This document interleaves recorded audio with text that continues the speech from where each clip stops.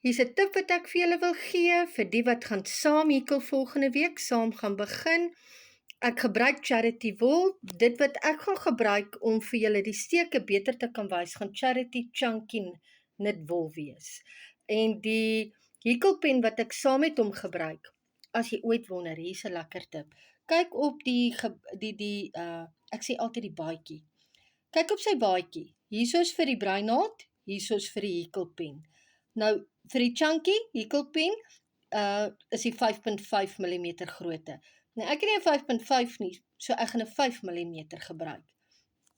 En dan vir die Charity double knit, dis die een wat ek van hou om mee te hikel.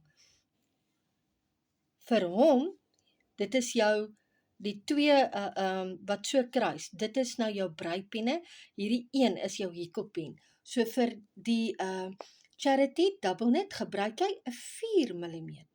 So ja, dit is nou net interessantheid en ek hoop om julle volgende week te sien, dat julle my gaan join. Onthou, subscribe, like en share. Ja, dis wat hulle sê, nee? Daar op my YouTube kanaal, gaan hou, sal julle asseblief daarvan hou, wat ek deel, en dit ook met ander deel, en dan druk net daai subscribe enetjie, hoor, jy sal sien daar op jou YouTube, hy wys daai doetjies, dan druk jy daar, dan sê hy vir jou subscribe, en druk op subscribe, en dan sê hy vir jou all.